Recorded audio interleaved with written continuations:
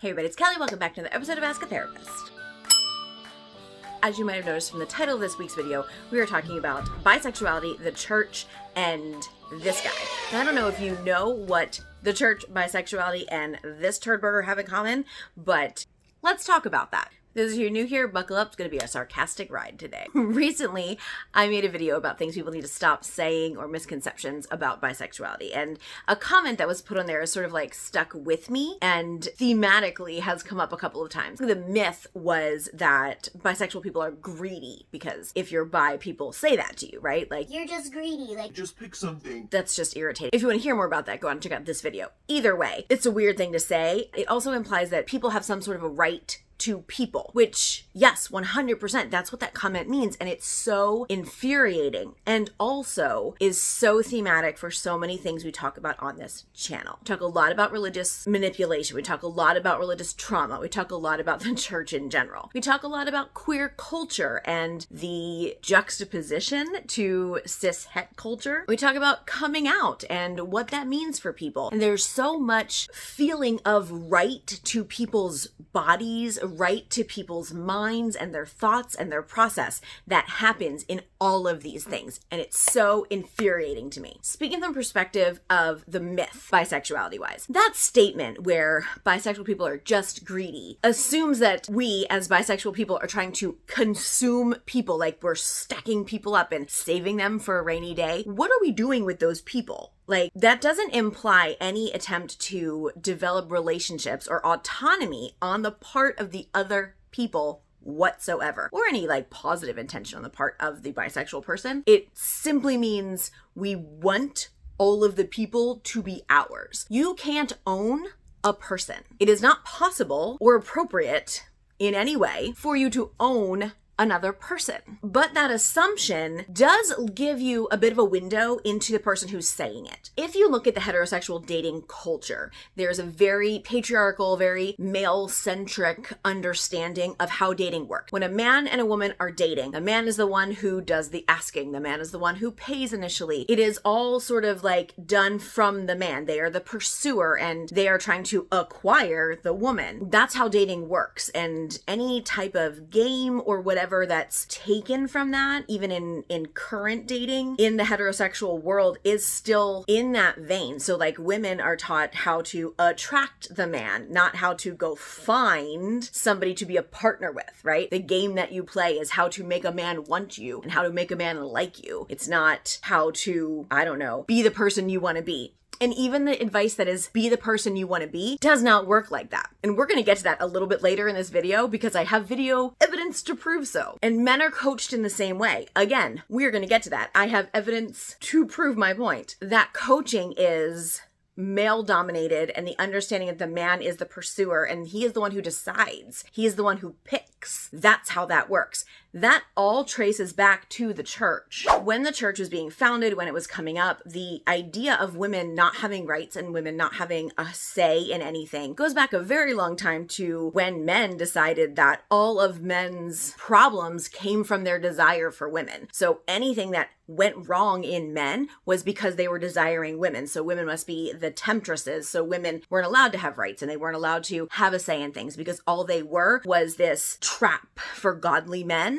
And so they were stripped of rights. They were stripped of any autonomy, ability to own land, have any money of their own. They weren't allowed to have anything because they were so evil and so tempting to men. This happened in so many different places, in so many different societies, but the entity that kept it that way for so long, especially once in America, was the church. Because this understanding that women were inherently evil came from there. And the men were required to tame this evil in their women. Women were meant to serve their men, and the men were meant to be in charge of their household and be in charge of the women because the women could not be trusted with the knowledge of the Bible. And if they can't be trusted with the knowledge of the Bible, they definitely can't be trusted to, like, I don't know, vote or own land or have their own credit card. Do you know how recent it was that women were allowed to have their own credit cards or own their own property?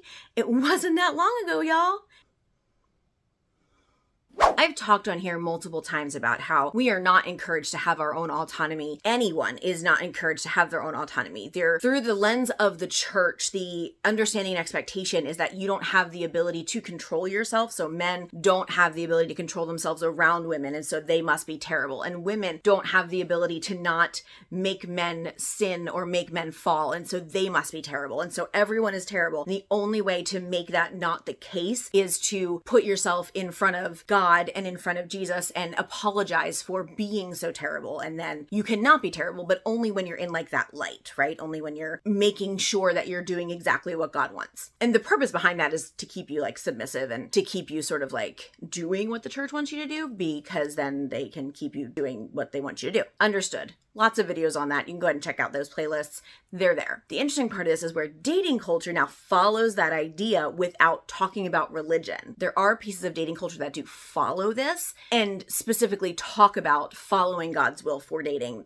Call it courting, all that kind of stuff. That's a very different video. But even in secular dating culture, this understanding that men are the pursuers and that women are the attractors is rampant. Okay, I said I was going to get to this. Here's where the intersection comes with that turd burger I talked about in the beginning and other videos that infuriate me. In order to do some research for this video, I messed up my TikTok algorithm just for y'all. Okay, so your friend and mine, Alpha Dom. Have you seen this guy? I'm not going to comment a whole lot on the believability of some of his claims. I don't really care. And I would encourage all of us to remember these people are real people, and whether their claims are correct and whether or not they are the people they say that they are on their social media, they are still real people. And we need to remember that.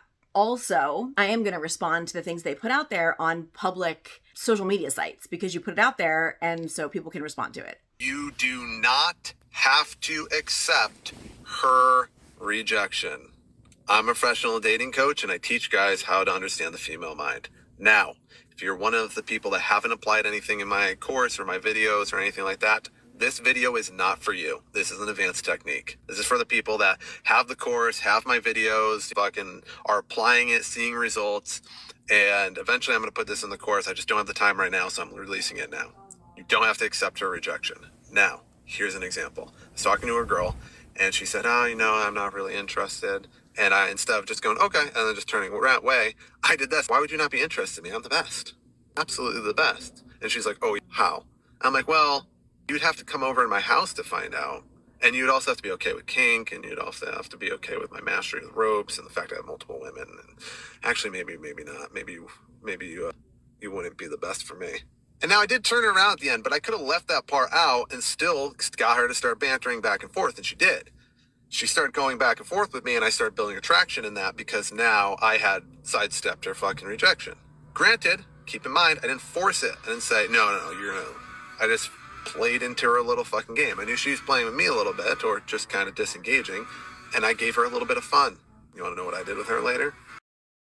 If someone says they don't want to be with you or doesn't want your attention, you actually do have to accept that. That is a thing. Here's a problem. The understanding that this thing is a game is problematic in and of itself. That is the culture that then enhances this understanding that no doesn't necessarily mean no, and that you can push a no into a yes. No needs to mean no. It has been requested in the past that I do a video about consent because consent can be a really tricky thing and a very confusing thing for people. And I will, if there's still interest in that, because that is something that does take some nuance to sort through. I'll still do that if there is still interest in that. So go ahead and comment on that if you'd like to see that. But either way, this idea that you don't, as a man, have to accept her rejection. You can convince her that you are someone that she would like to spend time with by rejecting her back. It's just so belittling of everyone involved, but especially of the woman you're talking to.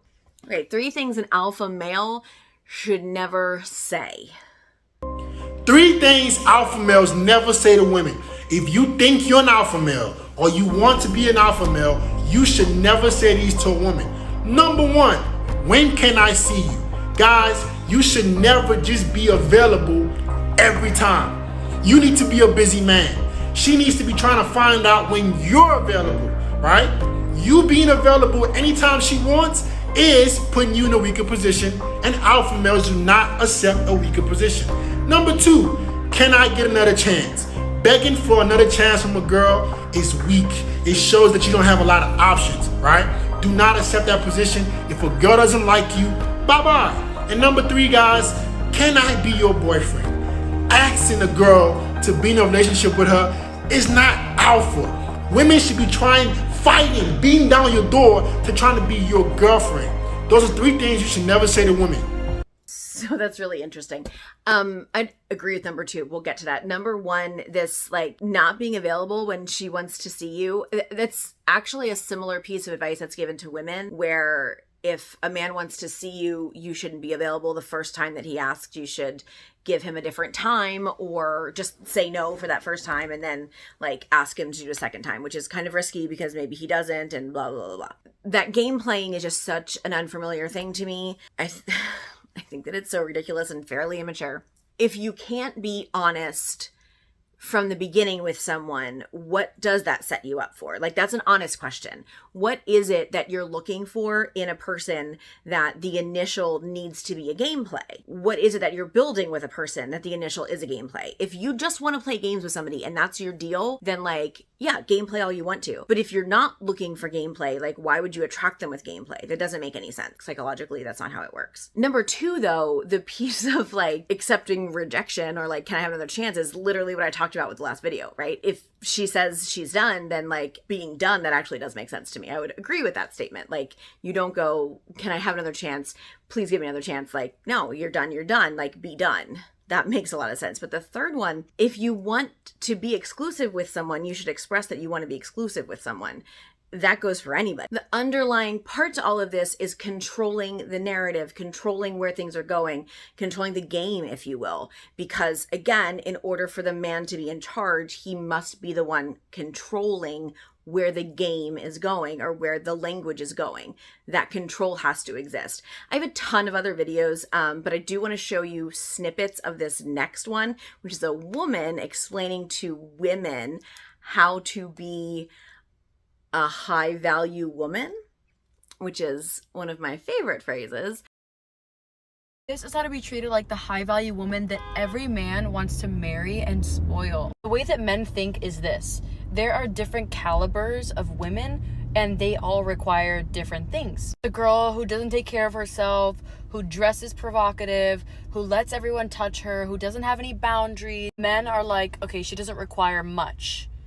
I could give her literally nothing and she'll be happy. And then all the way at the top caliber, you have the woman who takes care of herself, who doesn't let people disturb her peace, who dresses really well, who cares about her career, who just loves herself unconditionally and thinks she deserves literally the world. And so a smart man knows that if he wants to be with that caliber of woman, that he needs to provide more in the relationship. I'm not saying like financially, I just mean that he needs to actually show you, like be paying you a fee in love, time, energy, money, gifts to literally be in your life. And so a smart man knows that if he wants to be with that caliber of woman, that he needs to provide more in the relationship. I'm not saying like financially, I just mean that he needs to actually show you, like be paying you a fee in love, time, energy, money, gifts to literally be in your life. Like, you must have it all. If you want to become that caliber of woman, it's really simple. Number 1, don't look for attention from men. This is a little bit counterintuitive, but forget about them for a while and really pour into yourself, because people see you as valuable once you have poured into yourself, and then they will be chasing you like a dog with a treat. Number 2, taking care of yourself is a non-negotiable. You need to be exercising and you have to put good things in your body. I'm sorry, but that's the way that our body works. You need to eat well if you want to have clear skin. You need to eat well if you want to have energy. You need to eat well if you want to actually be happy and not have like all these crazy hormones that are happening because you're eating plastic. Working out doesn't have to be that hard. Literally just do a 12 incline and just walk for 30 minutes. You will literally lose weight. Number 3, dressing well, of course. Develop a fashion sense that makes you feel confident, feminine, elegant, and respectable. Think about your idea of like pretty woman, like pretty elegant woman, and dress like her. Be like her. You're gonna become so confident and you're gonna stop dressing for attention. Lastly, it's all about working on yourself mentally. When people see that you don't have any mental traumas, that you're just genuinely so happy, that you have nothing wrong going on in your life, you're not angry, you're not sad, you're not jealous, people are so freaking attracted to you. Like, they can't get enough of you. They're just like, how is this girl so perfect on the inside? Start journaling, start meditating, start listening to podcasts. My podcast is called the Busy Leveling Up Podcast. Make sure you tune in if you really want to become that girl. To a high value man, I mean, like, the highest value man that you could think of. I mean, like, $50 million net worth, good looking, good values, caring, romantic. That is what those kinds of guys are looking for. Nothing else. Well, there's the point of it, right? Is that, like, she's, like, hawking her podcast. I think that video is so disturbing for me because there's so much that could be good, but it's, like, just off the mark. Like, there's a fair amount in there that's really good advice, but not when it's for the eventual goal of getting the man. Forgetting about impressing other people and starting to live for yourself, I love that. Doing that because eventually it'll get you the man means you're not actually forgetting about everybody else. You're pretending to forget about everybody else because that's where you want to go. So that actually potentially takes the authenticity out of it. If your goal is to be pursued and you're setting yourself up for that pursuit, that's still not authentic. If your goal is to live more and more and more into who you are, come what may, into your life or out of your life, that is authentic, right? That's also countercultural in general, because the culture around us would tell us live so that other people want to be like you and other people want you, right? That's like dating culture, and that's what culture tells us in general. But this whole I have the right to your body is still what she's selling. That idea that other people are going to want to be you or want to be with you because they have a right to that is still inherent in all the advice she's giving. If your understanding of a person is that their value is in how little they've been touched, how little they've been experiencing, and how little they've been out in the world, you are looking for someone to mold. You are not looking for someone to be with. There are other words for that, but it's not partnership and it's not equal. But that's what all of this is still going towards. It's still the expectation that the man is the pursuer and women are setting themselves up to be what the man wants, and that gives them the right to their bodies and their minds and their experiences, and they're preparing themselves to be someone that the man wants to be with. Right, so what's the point? The point here is that other people don't get to decide if you're pursuable or pursued. You get to decide who you are and how you interact with other people. This message is rampant out there in dating culture, in just society in general, that you are responsible for how other people interact with you and what people want from you and how they want that. It's not actually your responsibility to make people feel like they get access to you. And it's not your responsibility to explain to them why they don't get access to you. Bottom line. That's it for today. Thank you so much for being here. I will see you all next time. And until then, take care of yourselves and each other.